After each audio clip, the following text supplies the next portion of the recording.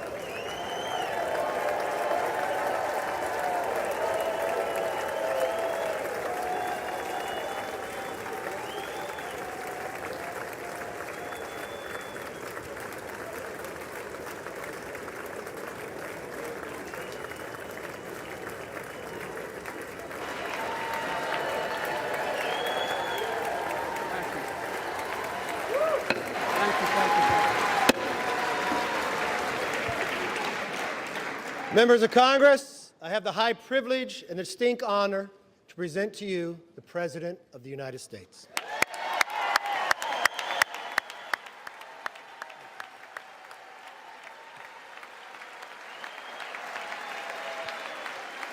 Mr. Speaker. Thank you. You can smile. It's okay. Thank you, thank you, thank you. Thank you. Please.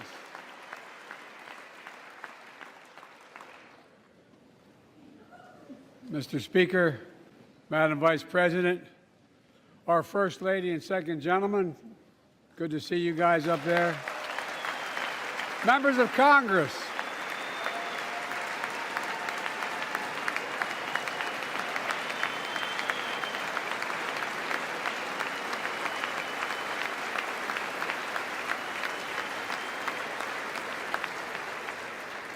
by the way, Chief Justice, I may need a court order. She gets to go to the game tomorrow, next week.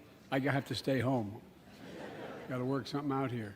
Members of the Cabinet, leaders of our military, Chief Justice, Associate Justice, and retired Justice of the Supreme Court, and to you, my fellow Americans. You know, I start tonight by congratulating the 118th Congress and the new Speaker of the House, Kevin McCarthy.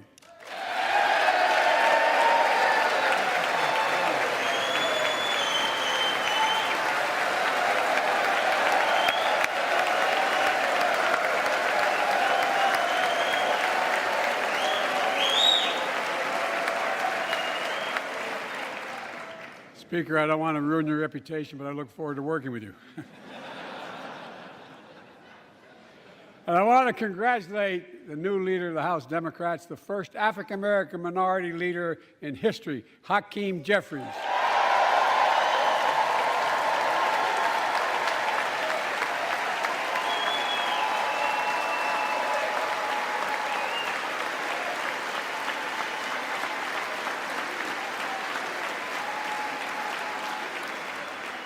He won in spite of the fact I campaigned for him. Congratulations to the longest-serving leader in the history of the United States Senate, Mitch McConnell. Where are you, Mitch?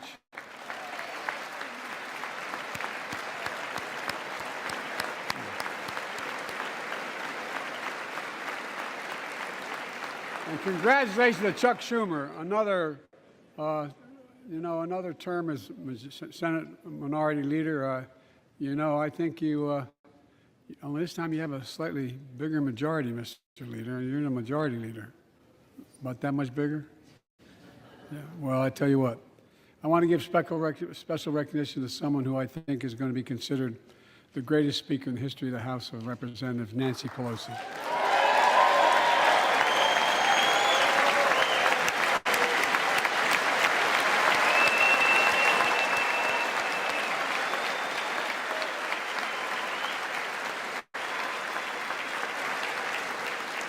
Folks, the story of America is a story of progress and resilience, of always moving forward, of never, ever giving up. It's a story unique among all nations. We're the only country that has emerged from every crisis we've ever entered stronger than we got into it. Look, folks, that's what we're doing again. 2 years ago, the economy was reeling. I stand here tonight after we've created, with the help of many people in this room, 12 million new jobs. More jobs created in 2 years than any president's created in 4 years because of you all, because of the American people. 2 years ago,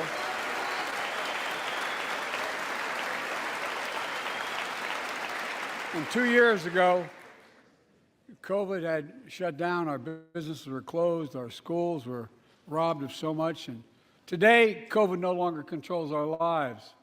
And 2 years ago, democracy faced its greatest threat to the Civil War, and today, though bruised, our democracy remains unbowed and unbroken.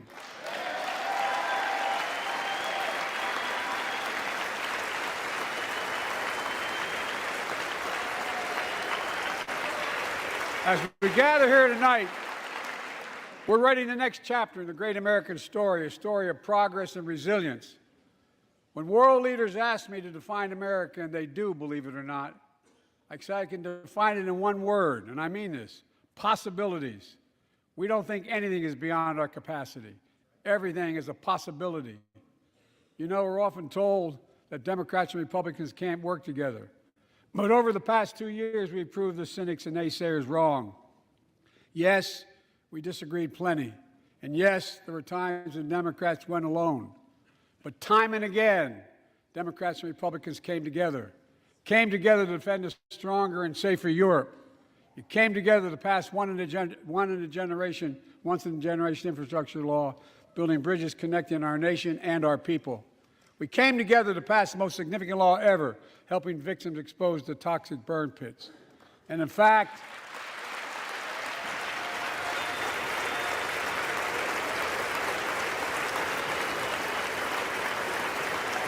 it's important.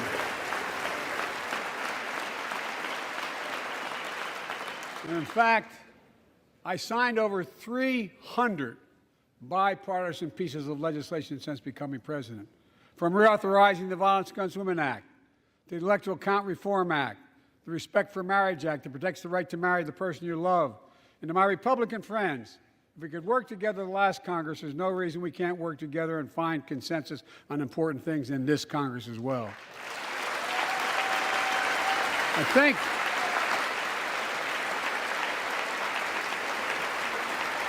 folks, you all are as informed as I am, but I think the people sent us a clear message. Fighting for the sake of fighting, power for the sake of power, conflict for the sake of conflict gets us nowhere. That's always been my vision of our country, and I know it's many of yours. To restore the soul of this nation, to rebuild the backbone of America, America's middle class, and to unite the country. We've been sent here to finish the job, in my view. For decades, the middle class has been hollowed out in more than, and not no one administration, but for a long time. Too many good-paying manufacturing jobs move overseas. Factories closed down. Once thriving cities and towns that many of you represent became shadows of what they used to be. And along the way, something else we lost: pride, our sense of self-worth. I ran for president to fundamentally change things, to make sure our economy works for everyone, so we can all feel that pride in what we do. To build an economy from the bottom up and the middle out, not from the top down. Because when the middle class does well, the poor have a ladder up, and the wealthy still do very well. We all do well.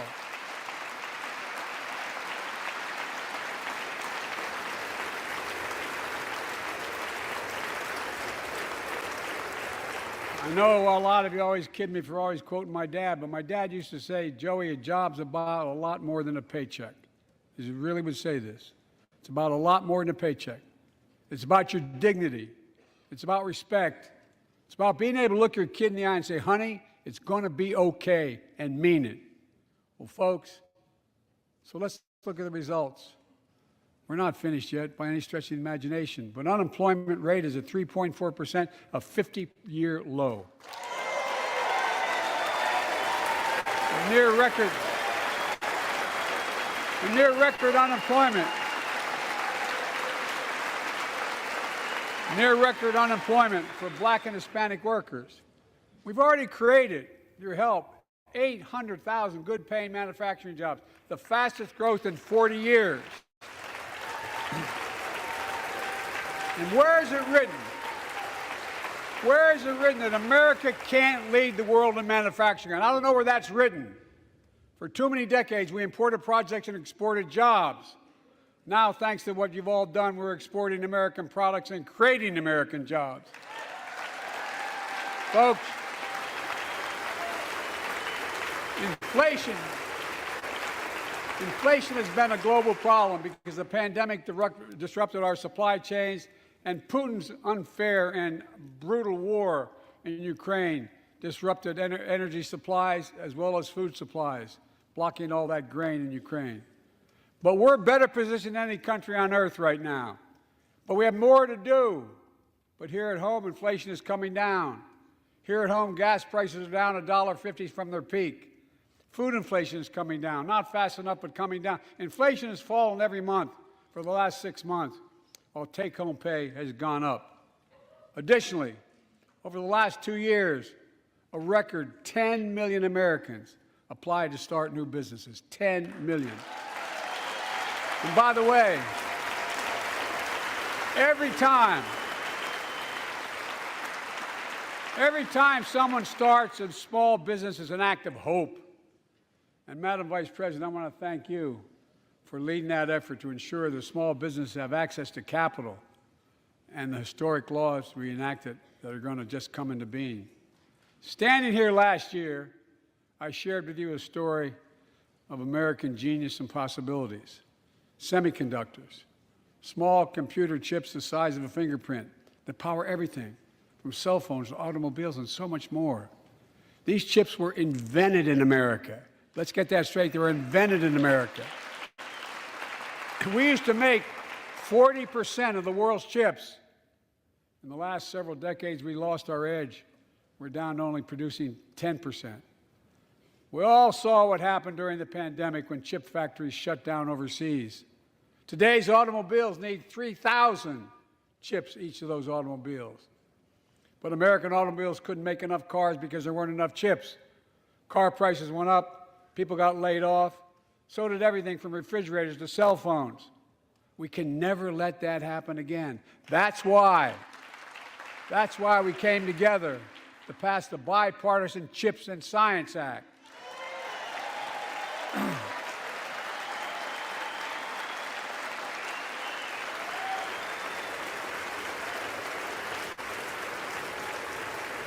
Folks, I know I've been criticized for saying this, but I'm not changing my view. We're going to make sure the supply chain for America begins in America. The supply chain begins in America. We've already created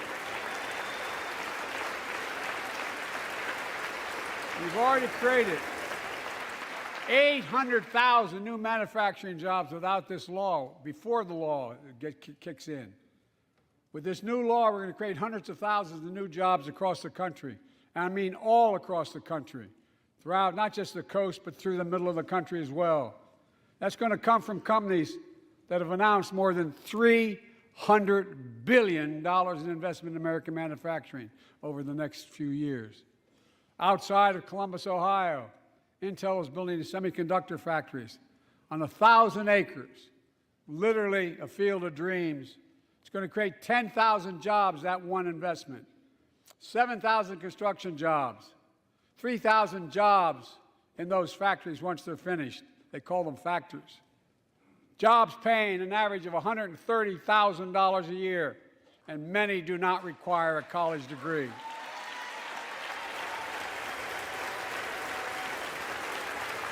Jobs. Because we work together, these jobs where people don't have to leave home to search for opportunity. And it's just getting started. Think about the new homes, the small businesses, the medium-sized businesses. So much more that's going to be needed to support those 3,000 permanent jobs and the factories that are going to be built. Talk to mayors and governors, Democrats and Republicans, and they'll tell you what this means for their communities. We're seeing these field of dreams transform to the heartland. But to maintain the strongest economy in the world, we need the best infrastructure in the world. And folks, as you all know, we used to be #1 in the world in infrastructure. We've sunk to 13th in the world. The United States of America, 13th in the world in infrastructure, modern infrastructure. But now we're coming back because we came together and passed the bipartisan infrastructure law, the largest investment in infrastructure since President Eisenhower's interstate highway system.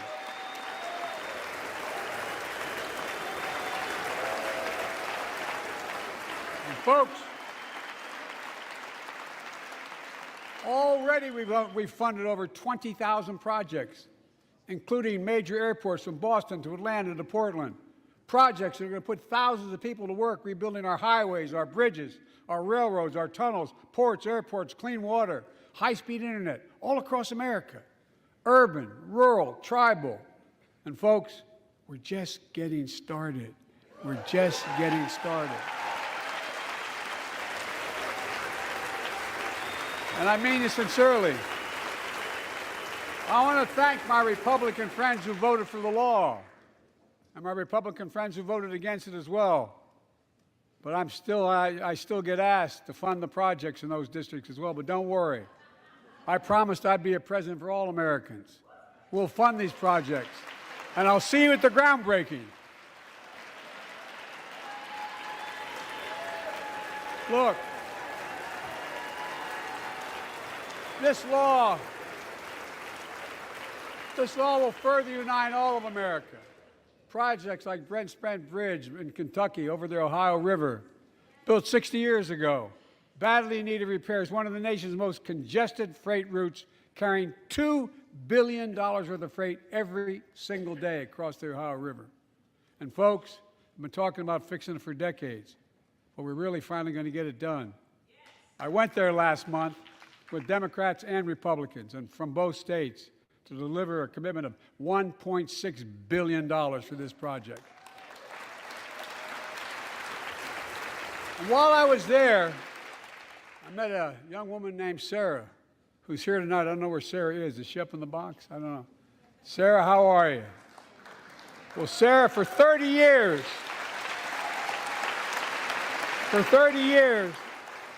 I learned, she told me she'd been a proud member of the Iron Workers Local 44, known as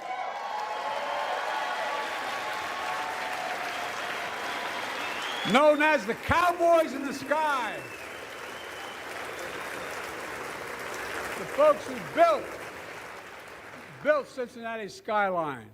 Sarah said she can't wait to be 10 stories above the Ohio River building that new bridge. God bless her. That's pride. And that's what we're also building. We're building back pride. Look, we're also replacing poisonous lead pipes that go into 10 million homes in America, 400,000 school and child care centers. So every child in America can drink the water instead of having permanent damage to their brain. Look, we're making sure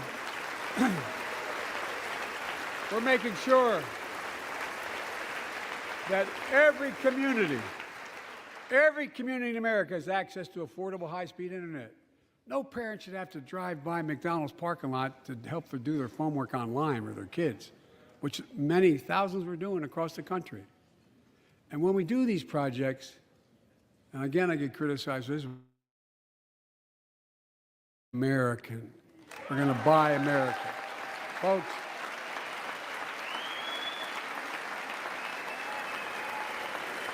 and it's totally consistent with international trade rules. Buy America has been the law since 1933, but for too long, past administrations, Democrat and Republican, have fought to get around it. Not anymore. Tonight, I'm announcing new standards that require all construction materials used in federal infrastructure projects to be made in America. Made in America. I mean it. Lumber, glass, drywall, fiber optic cable. And on my watch, American roads, bridges, and American highways are going to be made with American products as well.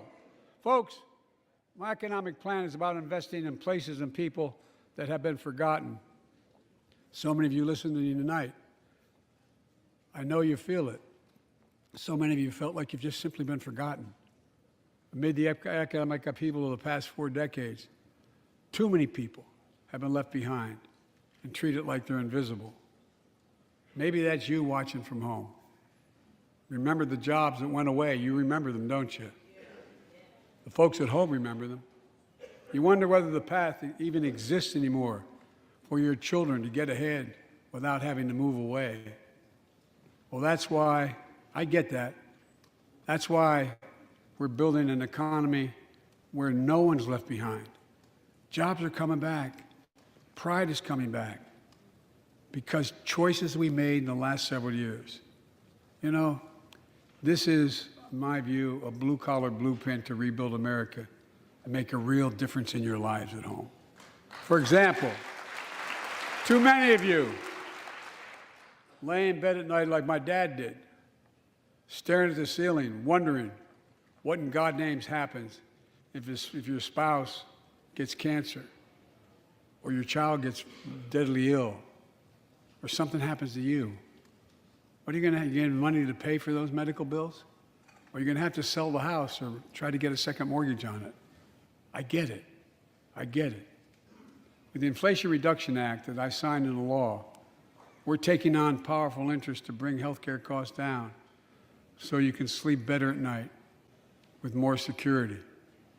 You know, we pay more for prescription drugs than any nation in the world. Let me say it again. We pay more for prescription drugs than any major nation on earth.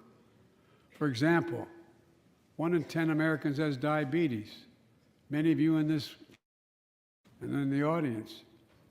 But every day, millions need insulin to control their diabetes so they can literally stay alive. Insulin's been around for over 100 years. The guy who invented it didn't even patent it because he wanted it to be available for everyone. It cost the drug companies roughly $10 a vial to make that insulin. Packaging it all, you may get up to $13. But Big Pharma has been unfairly charging people hundreds of dollars, $400 to $500 a month, making record profits. Not anymore. Not anymore.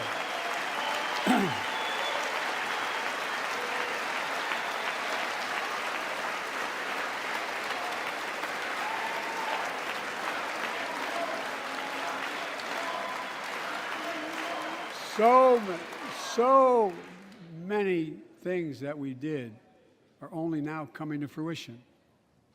We said we were doing this, and we said we passed the law to do it, but people didn't know because the law didn't take effect until January 1 of this year. We capped the cost of insulin at $35 a month for seniors on Medicare. People are just finding out. I'm sure you're getting the same calls I'm getting. Look, there are millions of other Americans who do not or are not on Medicare, including 200,000 young people with type 1 diabetes who need this insulin to stay alive. Let's finish the job this time. Let's cap the cost of insulin for everybody at $35.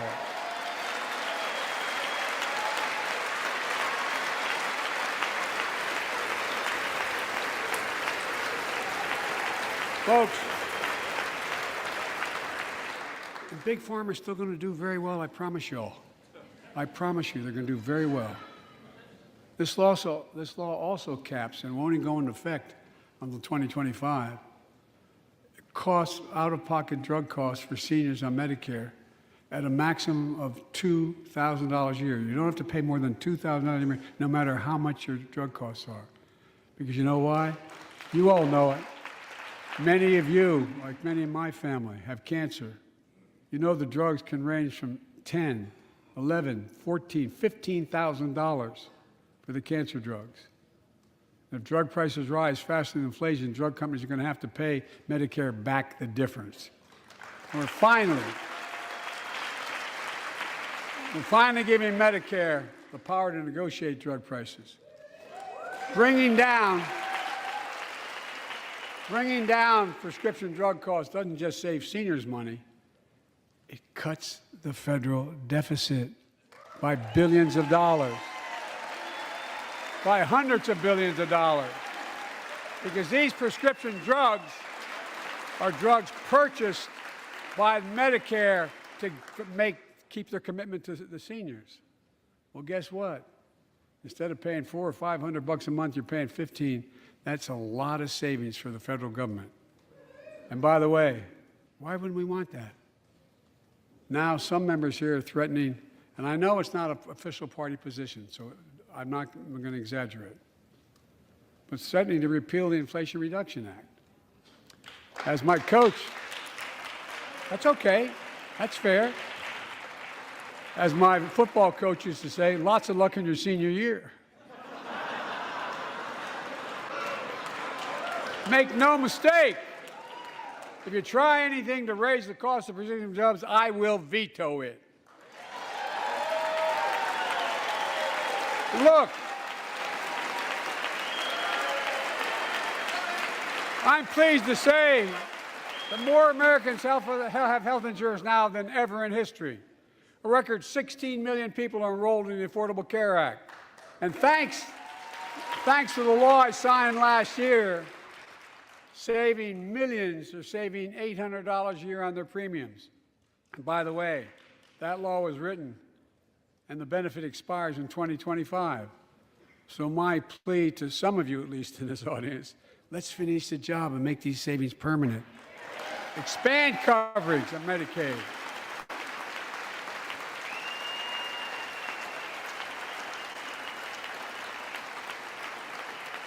Look, the Inflation Reduction Act is also the most significant investment ever in climate change.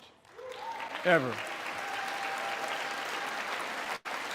Lowering utility bills, creating American jobs, leading the world to a clean energy future. I visited the devastating aftermath of record floods, droughts, storms, and wildfires from Arizona to New Mexico to all the way up to the Canadian border. More timber has been burned, as I've observed from helicopters, than the entire state of Missouri. And we don't have global warming? Not a problem. In addition to emergency recovery from Puerto Rico to Florida to Idaho, we're rebuilding for the long term. New electric grids that are able to weather major storms and not prevent those forest fires. Roads and water systems withstand the next big flood. Clean energy to cut pollution and create jobs in communities often left behind. We're going to build 500,000 electric vehicle charging stations installed across the country by tens of thousands of IBEW workers. And we're helping families save more than $1,000 a year with tax credits to purchase electric vehicles and efficient appliances, energy-efficient appliances. Historic conservation efforts to be responsible stewards of our land. Let's face reality. The climate crisis doesn't care if you're in a red or blue state. It's an existential threat. We have an obligation, not to ourselves, but to our children and grandchildren, to confront it. I'm proud of how America, at last, is stepping up to the challenge. We're still going to need oil and gas for a while. But guess what? No, we do. But there's so much more to do. We got to finish the job. And we pay for these investments in our future by finally making the wealthiest and biggest corporations begin to pay their fair share. Just begin.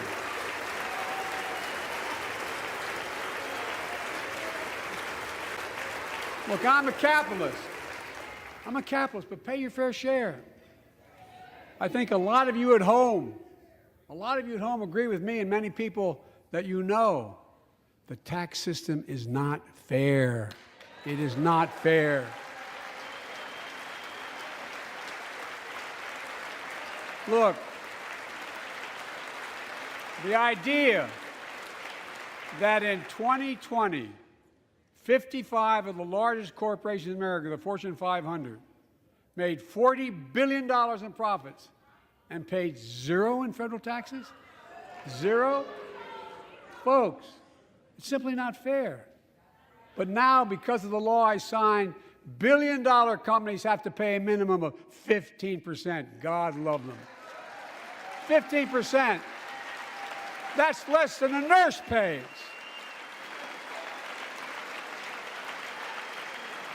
And let me be crystal clear. I said at the very beginning, under my plans, as long as I'm president, nobody earning less than $400,000 will pay an additional penny in taxes. Nobody, not one penny. But let's finish the job. There's more to do. We have to reward work, not just wealth. Pass my proposal for the billionaire minimum tax. You know, there's 1,000 billionaires in America. It's up from about 600 in the beginning of the term. But no billionaire should be paying a lower tax rate than a school teacher or firefighter. I mean it. Think about it.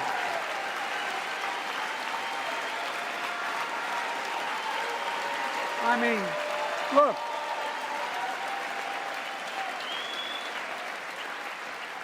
I know you aren't enthusiastic about that, but think about it. Think about it.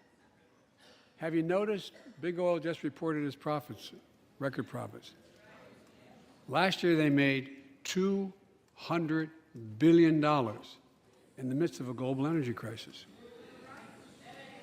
I think it's outrageous. Why? They invested too little of that profit to increase domestic production. And when I talk to a couple of them, they say, we're afraid you're going to shut down all the oil wells, all the oil refineries anyway, so why should we invest in them? I said, we're going to need to exceed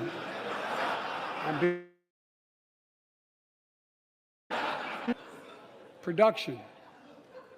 If they had, in fact, invested in the production to keep gas prices down, instead, they used the record profits to buy back their own stock, rewarding their CEOs and shareholders. Corporations ought to do the right thing. That's why I propose we quadruple the tax on corporate stock buybacks and encourage long-term investments. They'll still make considerable profit. Let's finish the job and close the loopholes that allow very wealthy to avoid paying their taxes. Instead of cutting the number of audits for wealthy taxpayers, I just signed a law to reduce the deficit by $114 billion by cracking down on wealthy tax cheats. That's being fiscally responsible. In the last 2 years, my administration has cut the deficit by more than $1.7 trillion, the largest deficit reduction in American history.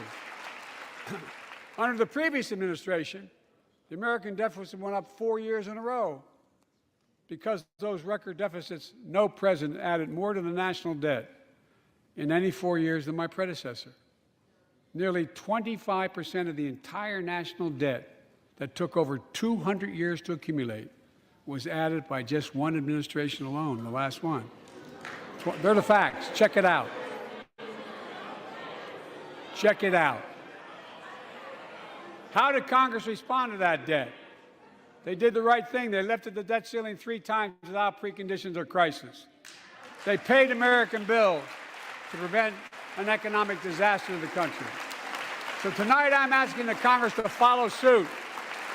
Let's commit here tonight to the full faith and credit of the United States of America will never, ever be questioned. Some of my Republican friends want to take the economy hostage. I get it, unless I agree to their economic plans. All of you at home should know what those plans are. Instead of making the wealthy pay their fair share, some Republicans want Medicare and Social Security to sunset. I'm not saying it's a majority. Let me give you, anybody who doubts it, contact my office. I'll give you a copy. I'll give you a copy of the proposal. That means Congress doesn't vote. Well, I'm glad to see you. No, I tell you, I enjoy conversion.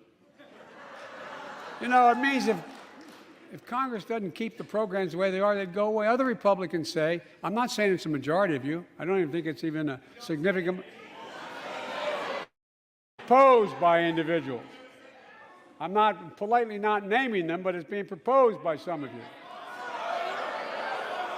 Look, folks, the idea is that we're not going to be moved into being threatened to default on the debt if we don't respond. Folks,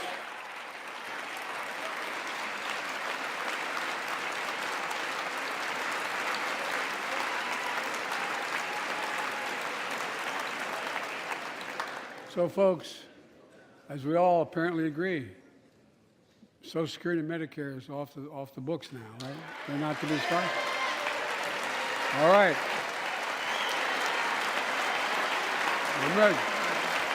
We got unanimity.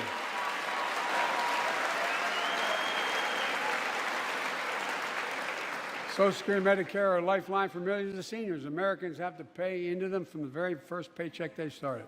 So tonight, let's all agree, and we apparently are. Let's stand up for seniors.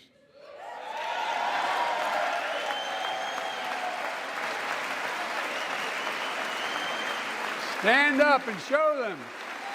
We'll not cut Social Security. We will not cut Medicare. Those benefits belong to the American people. They earned it. And if anyone tries to cut Social Security, which apparently no one's going to do, and if anyone tries to cut Medicare, I'll stop them. I'll veto it. And look, I'm not going to allow them to be taken away. Not today, not tomorrow, not ever. But apparently it's not going to be a problem. Next month, when I offer my fiscal plan, I ask my Republican friends to lay down their plan as well.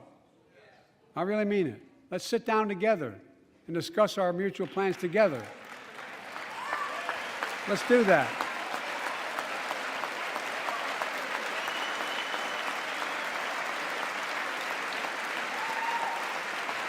I can tell you, the plan I'm going to show you is going to cut the deficit by another $2 trillion. And it won't cut a single bit of Medicare or Social Security. In fact, we're going to extend the Medicare Trust Fund at least 2 decades, because that's going to be the next argument. How do we keep it solvent, right? Well, we'll not raise tax on anyone making under 400 grand, but we'll pay for it the way we talked about tonight, by making sure that the wealthy and big corporations pay their fair share. Look. Here's the deal. They aren't just taking advantage of the tax code. They're taking advantage of you, the American consumer. Here's my message to all of you out there. I have your back. We're already preventing Americans from receiving surprise medical bills, stopping $1 billion surprise bills per month so far. We're protecting seniors' life savings by cracking down on nursing homes that commit fraud, endanger patient safety, prescribe drugs that are not needed. Millions of Americans can now save thousands of dollars because they can finally get a hearing aid over the counter without a prescription. Look, capitalism without competition is not capitalism. It's extortion. It's exploitation. Last year, I cracked down with the help of many of you on foreign shipping companies that were making you pay higher prices for every good coming into the country. I signed a bipartisan bill that cut shipping costs by 90%, helping American farmers, businessmen, and consumers. Let's finish the job.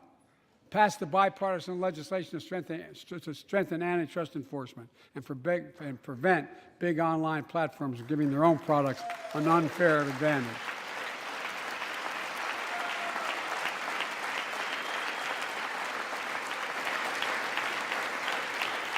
My administration is also taking on junk fees, those hidden surcharges too many companies use to make you pay more. For example, we're making airlines show you the full ticket price up front, refund your money if your flight is canceled or delayed. We've reduced exorbitant bank overdrafts by saving consumers more than $1 billion a year. We're cutting credit card late fees by 75%, from $30 to $8. Look, junk fees may not matter to the very wealthy, but they matter to most other folks in homes like the one I grew up in, like many of you did. They add up to hundreds of dollars a month. They make it harder for you to pay your bills or afford that family trip. I know how unfair it feels when a company overcharges you and gets away with it. Not anymore. We've written a bill to stop it all. It's called the Junk Fee Prevention Act. We're going to ban surprise resort fees that hotels charge on your bill. Those fees can cost you up to $90 a night at hotels that aren't even resorts. The idea that cable, internet, and cell phone companies can charge you $200 or more if you decide to switch to another provider. Give me a break. We can stop service fees on tickets to concerts and sporting events and make companies disclose all the fees up front. And we'll prohibit airlines from charging $50 round trip for a family just to be able to sit together. Baggage fees are bad enough. Airlines can't treat your child like a piece of baggage. Americans are tired of being. We're tired of being played for suckers. So pass the Junk Fee Prevention Act so companies stop ripping us off. For too long, workers have been getting stiffed. but not anymore. We're beginning to restore the dignity of work. For example, I should have known this, but I didn't until 2 years ago. 30 million workers have to sign non-compete agreements for the jobs they take. 30 million. So a cashier at a burger place can't walk across town and take the same job at another burger place and make a few bucks more. It just changed. But they just changed it because we exposed it. That was part of the deal, guys. Look it up. But not anymore. We're banning those agreements, so companies have to compete for workers and pay them what they're worth.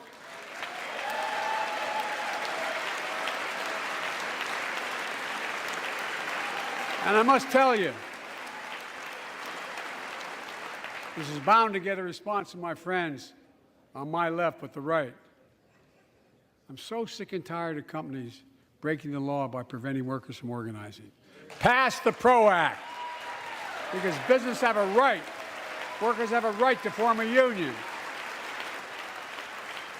And let's guarantee all workers have a living wage. Let's make sure working parents can afford to raise a family with sick days, paid family medical leave, affordable child care. That's going to enable millions of more people to go and stay at work. And let's restore the full child tax credit, which gave tens of millions of parents some breathing room and cut child poverty in half to the lowest level in history. And by the way, when we do all these things, we increase productivity. We increase economic growth. So let's finish the job and get more families access to affordable, quality housing. Let's get seniors who want to stay in their homes the care they need to do so. Let's give more breathing room to millions of family caregivers looking after their loved ones. Pass my plan so we get seniors and people with disabilities the home care and services they need. And support the workers who are doing God's work. These plans are fully paid for, and we can afford to do them. Restoring the dignity of work means making education an affordable ticket to the middle class. You know, when we made public education, 12 years of it, universal in the last century, we made the best educated, best paid, we became the best educated, best paid nation in the world. But the rest of the world's caught up. It's caught up. Jill, my wife, who teaches full time, has an expression. I hope I get it right, kid. Any nation that out-educates us is going to out-compete us. Any nation that out-educates is going to out-compete us. Folks, we all know 12 years of education is not enough to win the economic competition of the 21st century. We want to have the best educated workforce. Let's finish the job by providing access to preschool for 3 and 4 years old. Studies show that children who go to preschool are nearly 50% more likely to finish high school and go on to earn a 2- or 4-year degree, no matter their background they came from. Let's give public school teachers a raise.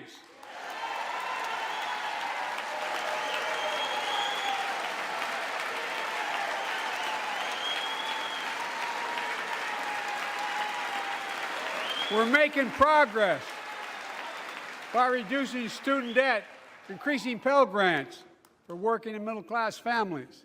Let's finish the job and connect students to career opportunities starting in high school. Provide access to 2 years of community college, the best career training in America, in addition to being a pathway to a 4-year degree. Let's offer every American a path to a good career, whether they go to college or not. And folks, in the midst of the COVID crisis, when schools were closed and we were shutting down everything, let's recognize how far we came in the fight against the pandemic itself. While the virus is not gone, thanks to the resilience of the American people and the ingenuity of medicine, we've broken the COVID grip on us. COVID deaths are down by 90%. We've saved millions of lives and opened up our country. We opened our country back up, and soon we'll end the public health emergency. But that's called a public health emergency. But we'll remember the toll and pain that's never going to go away. More than 1 million Americans lost their lives to COVID. 1 million. Families grieving, children orphaned, empty chairs at the dining room table constantly reminding you that she used to sit there. Remembering them, we remain vigilant. We still need to monitor dozens of variants and support new vaccines and treatments. So Congress needs to fund these efforts and keep America safe. And as we emerge from this crisis stronger, we're also got to double down on prosecuting criminals who stole relief money meant to keep workers and small businesses afloat.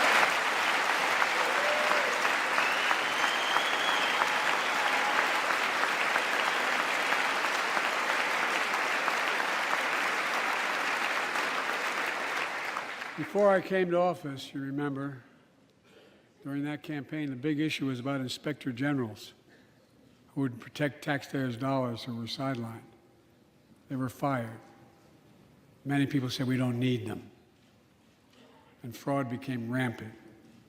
Last year, I told you the watchdogs are back. Since then, we've recovered billions of taxpayers' dollars. Now let's triple the anti-fraud strike force going after these criminals, double the statute of limitations on these crimes, and crack down on identity fraud by criminal syndicates stealing billions of dollars from the American people. And the data shows that for every dollar we put into fighting fraud, the taxpayers get back at least 10 times as much. It matters. It matters. Look, COVID left its scars, like the spike in violent crime in 2020, the first year of the pandemic. We have an obligation to make sure all people are safe. Public safety depends on public trust, as all of us know. But too often that trust is violated. Joining us tonight are the parents of Tyree Nichols. Welcome.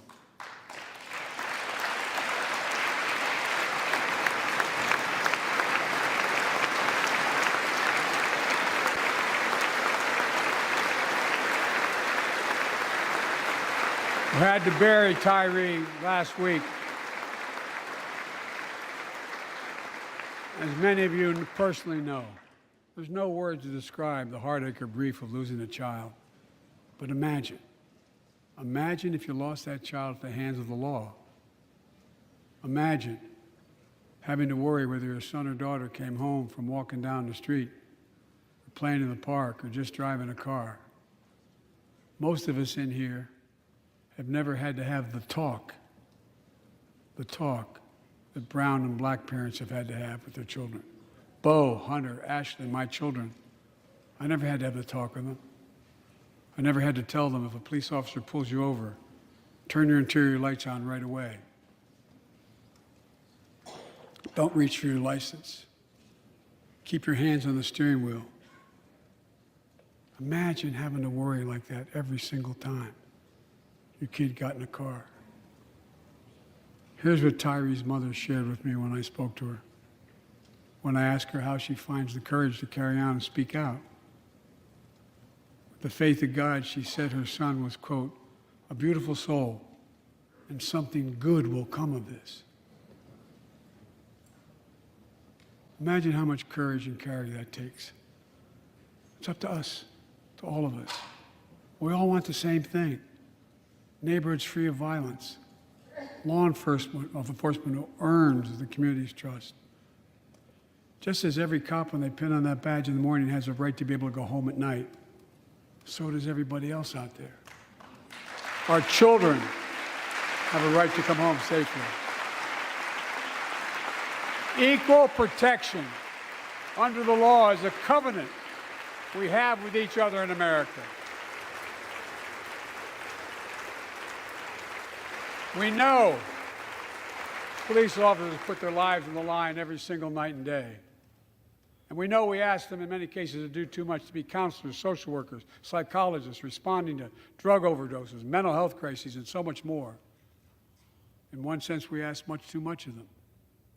I know most cops and their families are good, decent, honorable people, the vast majority. But they risk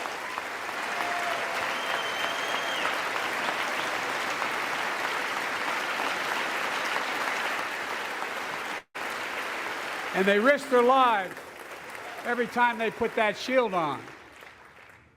What happened to Tyree in Memphis happens too often. We have to do better. Give law enforcement the real training they need. Hold them to higher standards. Help them succeed in keeping us safe.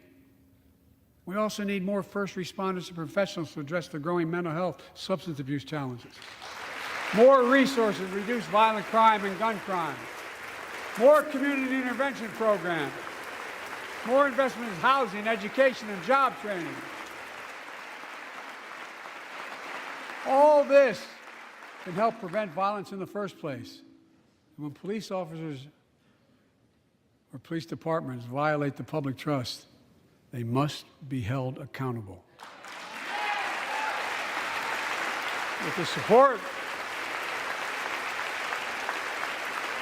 support of the families of victims, civil rights groups, and law enforcement, I signed an executive order for all federal officers, banning chokeholds, restricting no-knock warrants, and other key elements of the George Floyd Act.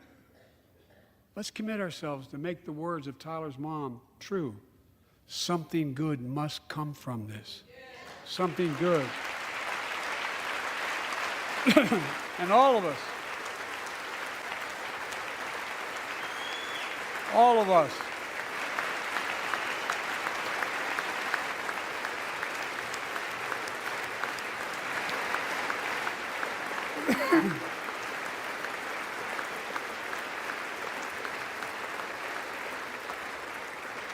folks, it's difficult, but it's simple. All of us in this chamber, we need to rise to this moment. We can't turn away. Let's do what we know in our hearts, what we need to do.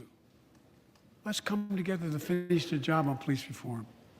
Do something. Do something. That was the plea of parents who lost their children in Uvalde. I met with every one of them. Do something about gun violence. Thank God.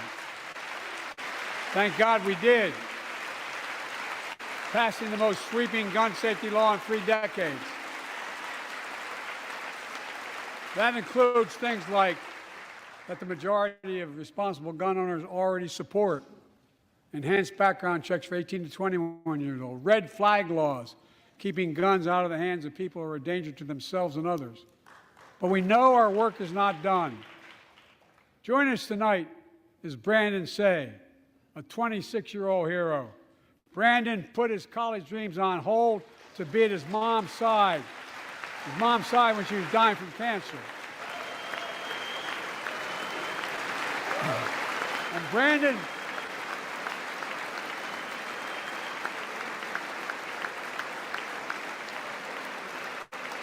now works at the dance studio started by his grandparents. And 2 weeks ago, during the Lunar New Year celebrations, he heard the studio door close, and he saw a man standing there pointing a semi-automatic pistol at him. He thought he was going to die, but he thought about the people inside.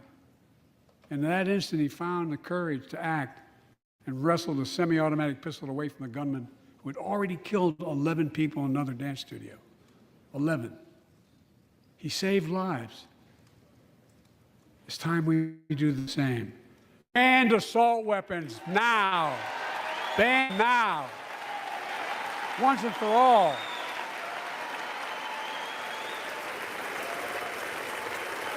I led the fight to do that in 1994. And in 10 years, that ban was law and mass shootings went down. After we let it expire in the Republican administration, mass shootings tripled. Let's finish the job and ban these assault weapons. And let's also come together on immigration. Make it a bipartisan issue once again.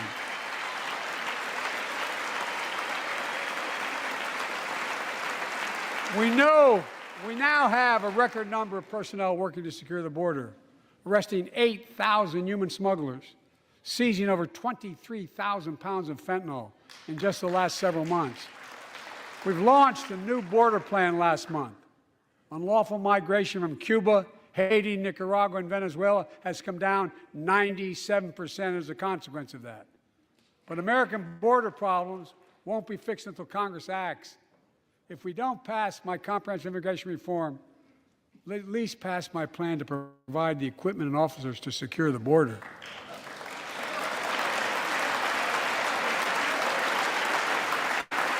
And a pathway to citizenship for dreamers, those on temporary status, farm workers, essential workers.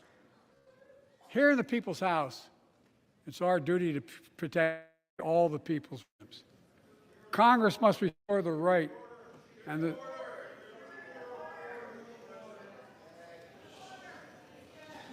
Congress must restore the right that was taken away in Roe v. Wade and protect Roe v. Wade.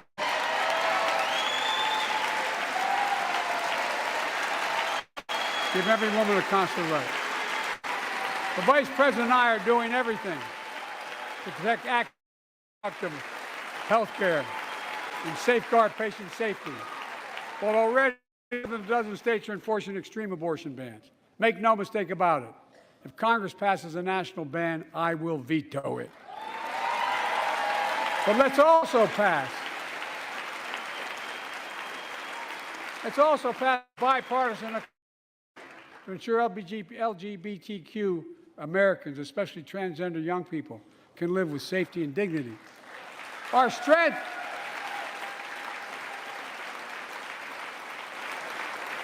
is not just the example of our power, but the power of our example. Let's remember the world's watching. I spoke in this chamber 1 year ago, just days after Vladimir Putin unleashed his brutal attack against Ukraine. A murderous assault, evoking images of death and destruction Europe suffered in World War II. Putin's invasion has been a test for the ages, a test for America, a test for the world. Would we stand for the most basic of principles? Would we stand for sovereignty? Would we stand for the right of people to live free of tyranny? Would we stand for the defense of democracy? For such defense matters to us because it keeps peace and prevents open season on would-be aggressors and threatens our prosperity. 1 year later, we know the answer. Yes, we would, and we did. We did. And together, we did what America always does at our best. We led. We united NATO. We built a global coalition. We stood against Putin's aggression.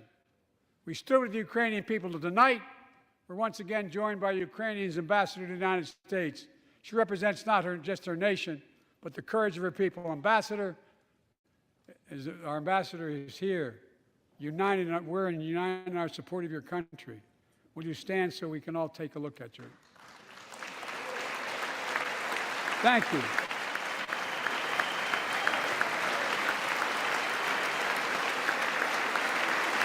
Because we're going to stand with you as long as it takes.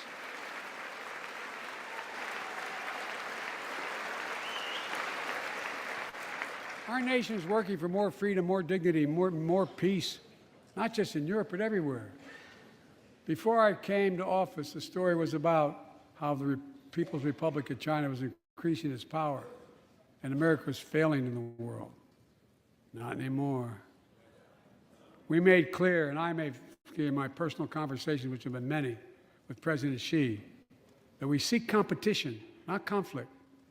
But I will make no apologies that we're investing to make America stronger, investing in American innovation and industries that will define the future that China intends to be dominating, investing in our alliances and working with our allies to protect advanced technologies so they will not be used against us, modernizing our military to safeguard stability and deter aggression. Today, we're in the strongest position in decades to compete with China or anyone else in the world. Anyone else in the world. And I'm committed.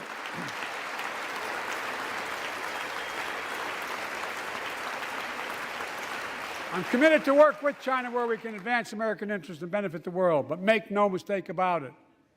As we made clear last week, if China threatens our sovereignty, We will act to protect our country, and we did.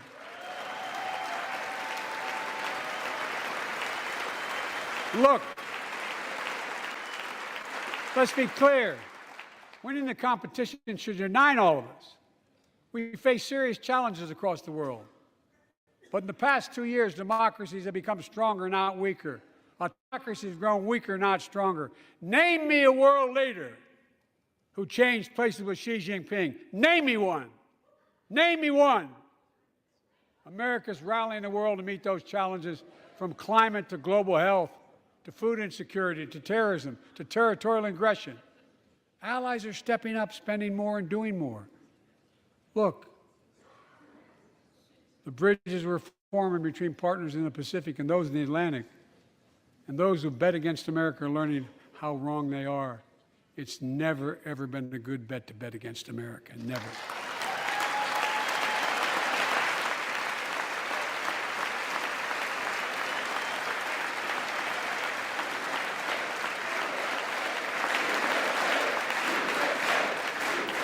Well,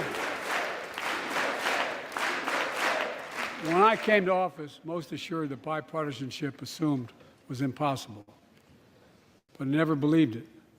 That's why a year ago I offered a unity agenda to the nation as I stood here. We made real progress together. We passed a law making it easy for doctors to prescribe effective treatments for opioid addiction. We passed the gun safety law, making historic investments in mental health. We launched the ARPA-H drive for breakthrough in the fights against cancer, Alzheimer's, and diabetes, and so much more. We passed the Heath Robinson PACT Act, named after the late Iraq War veteran whose story about exposure to toxic burn kits I shared here last year.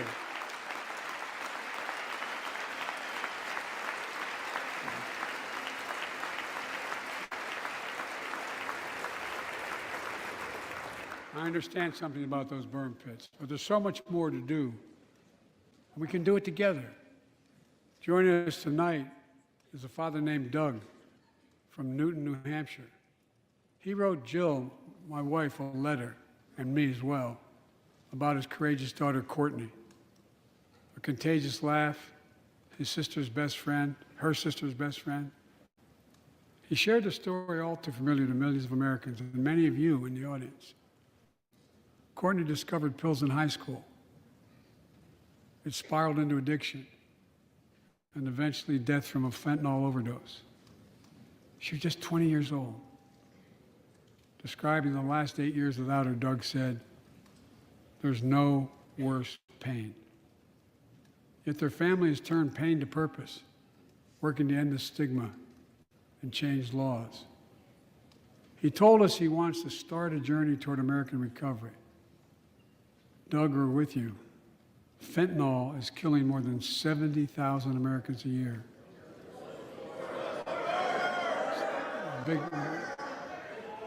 You got it.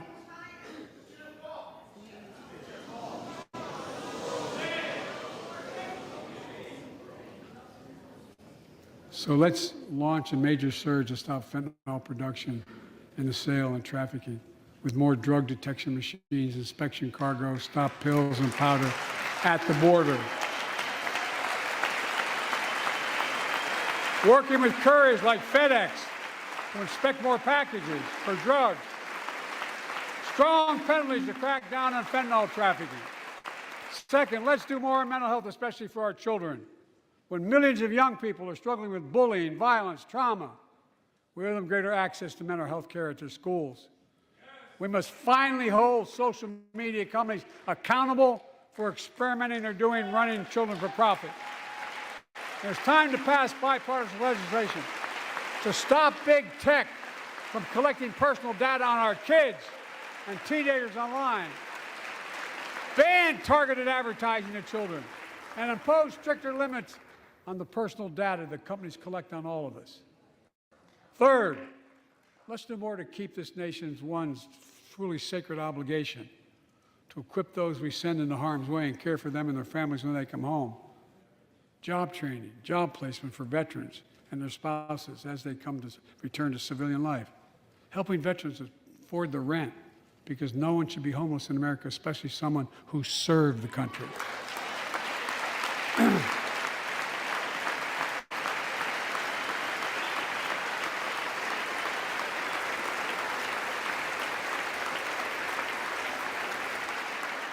Dennis McDonough is here of the VA. We had a first real discussion when I asked him to take the job. I'm glad he did. We were losing up to 25 veterans a day on suicide. Now we're losing 17 a day to the silent scourge of suicide. 17 veterans a day are committing suicide. More than all the people being killed in the wars. Folks, VA is doing everything it can, including expanding mental health screening, proven programs that recruits veterans to help other veterans understand what they're going through, get them the help they need. We got to do more. And fourth, last year, Jill and I reignited the cancer moonshot that I was able to start with President Obama asked me to lead our administration on this issue. Our goal is to cut the cancer death rates at least by 50% in the next 25 years. Turn more cancers from death sentences to treatable diseases. Provide more support for patients and their families. It's personal to so many of us in this audience. Joining us are Morris and Candice, an Irishman and the daughter of immigrants from Panama. They met and fell in love in New York City and got married in the same chapel Jill and I got married in New York City. Kindred spirits. He wrote us a letter about his little daughter, Ava, and I saw her just before I came over. She was just a year old when she was diagnosed with rare kidney disease, cancer. After 26 blood transfusions, 11 rounds of radiation, 8 rounds of chemo, 1 kidney removed, given a 5% survival rate. He wrote how in the darkest moments he thought, if she goes, I can't stay. Many of you have been through that as well. Jill and I understand that like so many of you. And he read Jill's book describing our family's cancer journey and how we tried to steal moments of joy where we could with Bo. For them, that glimmer of joy was the half smile of their baby girl. It meant everything to them. They never gave up hope. Little Ava never gave up hope. She turns 4 next month.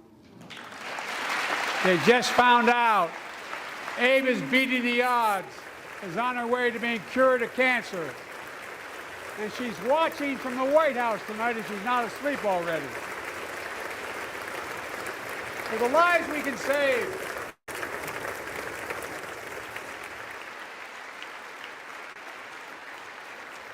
For the lives we can save and the lives we've lost, let this be a truly American moment that rallies the country and the world together and proves that we can still do big things. 20 years ago, under the leadership of President Bush and countless advocates and champions, he undertook a bipartisan effort through PEPFAR to transform the global fight against HIV/AIDS. It's been a huge success. He thought big. He thought large. He moved. I believe we can do the same thing with cancer.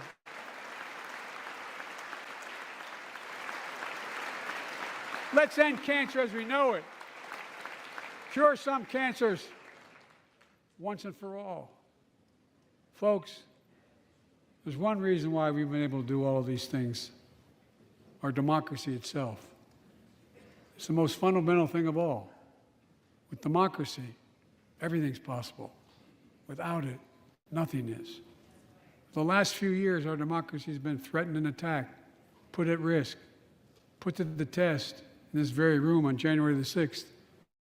And then just a few months ago, an unhinged big lie assailed and unleashed a political violence, the home of the then Speaker of the House of Representatives, using the very same language the insurrectionists used as they stalked these halls and chanted on January 6th. Here tonight in this chamber is a man who bears the scars of that brutal attack, but is as tough and as strong and as resilient as they get. My friend Paul Pelosi. Paul, stand up.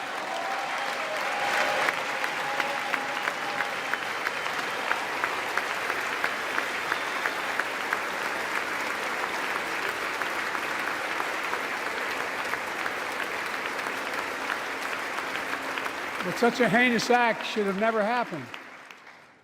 We must all speak out. There's no place for political violence in America. We have to protect the right to vote, not suppress the fundamental right. Honor the results of our elections, not subvert the will of the people. We have to uphold the rule of law and restore trust in our institutions of democracy. And we must give hate and extremism in any form no safe harbor.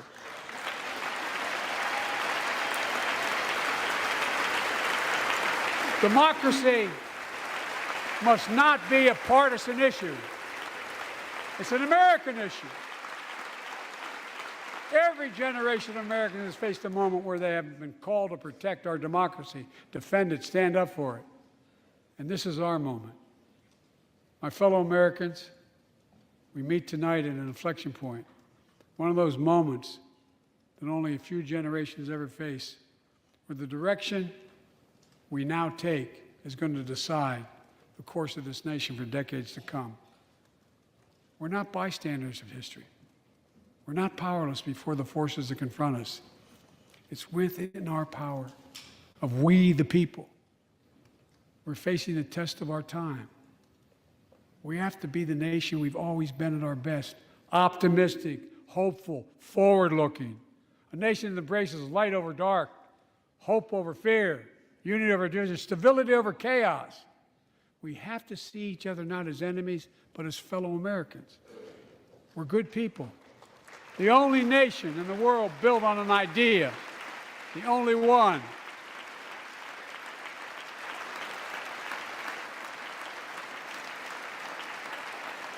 Other nations are defined by geography, ethnicity, but we're the only nation based on an idea that all of us, every one of us, is created equal in the image of God. A nation that stands as a beacon to the world. A nation in a new age of possibilities. So I've come to fulfill my constitutional obligation to report in the State of the Union. And here's my report. Because the soul of this nation is strong, because the backbone of this nation is strong, because the people of this nation are strong, the State of the Union is strong.